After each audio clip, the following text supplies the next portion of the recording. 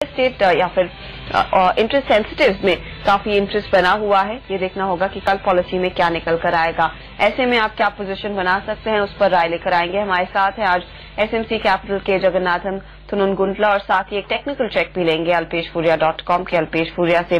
Mister Jagannathan, afternoon. सबसे पहले बाजार पर आपकी राय, 6100 पर इस हफ्ते की शुरुआत रही है और काफी अहम हफ्ता है। कल पॉलिसी, उसके बाद अमेरिका में हम सुनेंगे फेडरल रिजर्व क्या बयान लेकर आता है QE2 को लेकर, और साथ ही कोल इंडिया की भी लिस्टिंग इसी हफ्ते। क्या उम्मीद कर रहे हैं? 6100 और उसके ऊपर बिल्ड करने का मौका है आज या आगे?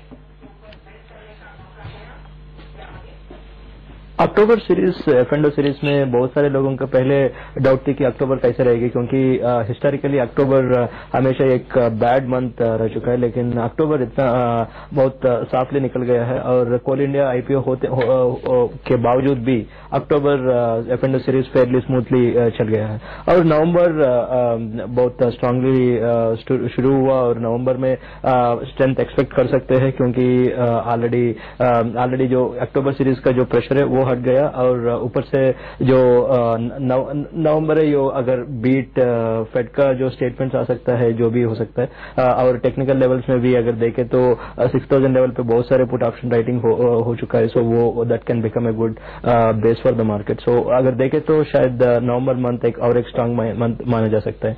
बट लेकिन वैल्यू इन्वेस्टिंग के लिए शायद अभी वैल्यूएशन शायद थोड़ा ज्यादा ही लग रहा है। बट लेकिन जो मोमेंटम खेलना चाह रहे हैं, जो ट्रेडिंग करना चाह रहे हैं, उनके लिए तो मार्केट बहुत स्ट्रांग है। और आप जो सही कहा था, इस हफ्ते में बहुत सारे न्यूज फ्लो है। बीट नवंबर 3 पे फेड रिजर्व और एक $1 ट्रिलियन का क्वांटिटेटिव ईजिंग का न्यूज है। बट लेकिन इसका भी बहुत सारे व्यूज है कि वो करना है, नहीं करना है तो कितना करना है। और ऑलरेडी यूएस का जो डेफिसिट्स है, जो उनका हिस्ट्री में बहुत हाईएस्ट लेवल पे चल रहे हैं, उनके सेकंड वर्ल्ड वॉर के लगभग उससे भी ज्यादा लग रहे हैं। तो आज के दिन में यूएस डेफिसिट विदाउट वार फाइनेंसिंग चला रहे यूएस गवर्नमेंट का बैलेंस शीट। और बट लेकिन वो ग्रोथ का मोमेंटम देने के लिए शायद डेफिनेटली कुछ ना कुछ स्टिमुलस पैकेज एक्सपेक्ट कर सकता है यूएस से। अगर आता है तो डेफिनेटली इंडियन मार्केट्स बहुत और ऊपर बढ़ सकता है। और इंडिया का इंटरेस्ट रेट से शायद कल हम 25 बेसिस पॉइंट्स का बहुत रेपो एंड रिवर्स रेपो में एक्सपेक्ट कर सकते हैं। क्या इम्प्लीकेशंस आप देख रहे हैं? क्योंकि यहाँ पर जैसे आपकी रिपोर्ट ने भी आपने मेंशन किया है, बाकी सारे जो नेशंस है वो नियर जीरो स्टांस बनाए हुए हैं। अगर हम फिर से एक रेट हाइक लाते हैं, आपको लग रहा है RBI वो चांस लेना चाहेगा या फिर it's open to the fact कि और पैसा भारतीय बाजारों में फ्लो हो? रिसेंटली कोरिया में जो G20 नेशंस के बीच में जो फाइनेंस मिनिस्टर और सेंट्रल बैंकर्स के बीच में जो डिस्कशन हुआ, इसमें बेन बर्नन के बहुत अच्छा एक लाइन बोला था। वो कहता कि जो यूएस का मॉनेटरी पॉलिसी वो यूएस के लिए बनाएगा, एमर्जिंग मार्केट्स के लिए नहीं। क्योंकि इसका कहने का मतलब यह है कि बहुत सारे एमर्जिंग कंट्रीज लाइक इंडिया और चाइना वगैरह, हर कोई रिक्वेस्ट किया था कि यूएस को आप इंटरेस्ट रेट थोड़ा बढ़ाइए, ताकि जो इंटरेस्ट रेट डिफरेंशियल है वो थोड़ा कम होगा, ताकि एशियन इकोनॉमीज में इतना हार्ड मनी नहीं आएगा। बट लेकिन बेन बर्नन के सेट की जो हमारा मॉनेटरी पॉलिसी है, हमारा इकोनॉमी के लिए जो सूट करती है हम वो बनाएंगे, आपके इकोनॉमी जो सूट करते हैं वो नहीं कर सकते। सो जो दैट मीन्स इनडायरेक्टली वो इंडिकेट कर रहे हैं कि अगले आने वाले पीरियड में वो यूएस 0%, 0.25% उसी रेंज का उनका इंटरेस्ट रेट मेंटेन करेगा। सो जो इंटरेस्ट रेट डिफरेंशियल बढ़ी रहे और हार्ड मनी आ ही रहे। सो वर्ल्ड का इकोनॉमी इतना इंटीग्रेट हो चुका है और हम ये सब प्रेशर्स लेना ही पड़ेगा। हार्ड मनी बहुत जल्दी आके वैल्यूएशंस बढ़ा के बबल भी क्रिएट हो सकती है और इतनी जल्दी वापस भी जा सकती है। बट लेकिन इस काइंड ऑफ मार्केट में इस वॉलेटिलिटी को हम एक्सेप्ट करना ही चलना पड़ेगा। मिस्टर जगन्नाथन, यहाँ पर सुबह में हमने कुछ लोगों से बात की, उन्होंने कहा शायद एक पॉज RBI ले सकता है, क्योंकि अब तक हमने देखा है काफी ज्यादा टाइटनिंग और वो मिड क्वार्टर पॉलिसी में भी देखी गई थी।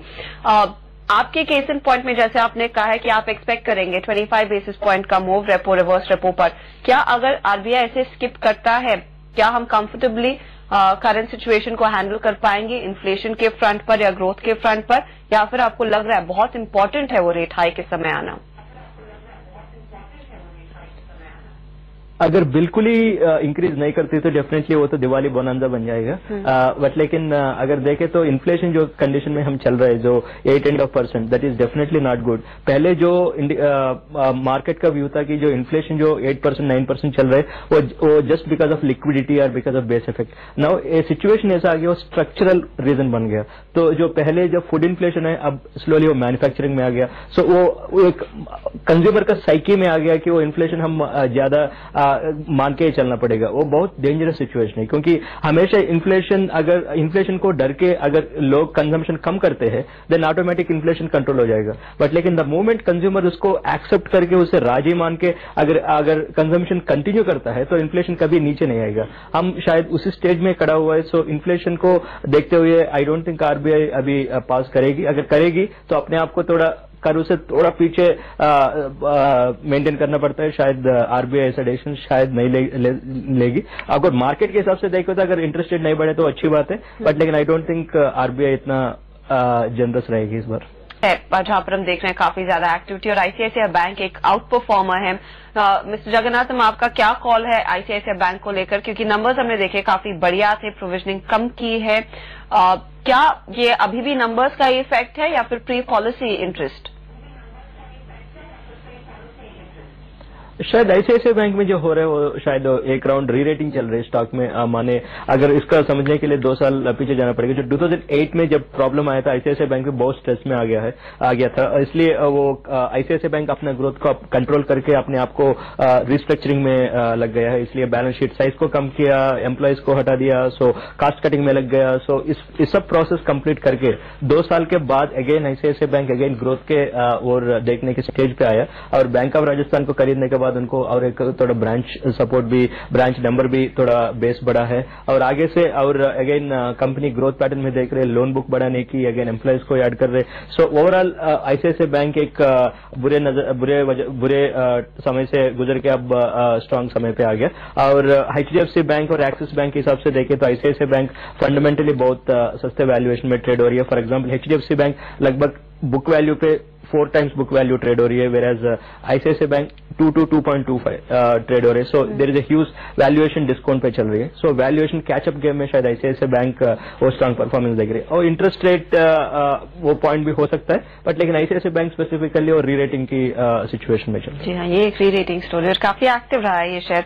आज दिन भर 6% की तेजी फिर देख। हमारे दोनों ही जानकार बने हुए हैं। जगन्नाथन, जैसे हम पहले भी बात कर रहे थे, इवेंटफुल वीक है, लेकिन कल के लिए क्या आप अग्रेसिव पोजीशंस लेना चाहेंगे?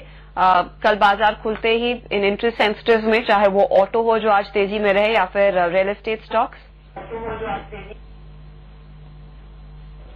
जो आप कह रहा था कि जो बैंक्स का ऑलरेडी रैली आज बहुत फेयरली स्ट्रांग है और ऑटोमोबाइल भी बहुत स्ट्रांग दिखा है। और अब लेना चाहे तो आप थोड़ा और ऐड कर सकते हैं, बिकॉज अगर 25 basis point anyway market has factored in, even if that news comes, इतना वो नेगेटिव न्यूज नहीं बनेगा। अगर 25 बेसिस पॉइंट नहीं आता है बहुत पॉजिटिव बन सकता है। इस हिसाब से देखें तो शायद आप बैंक्स और ऑटोमोबाइल्स लेके आप नेक्स्ट टुमारो मॉर्निंग ट्रेडिंग शुरू कर सकते हैं।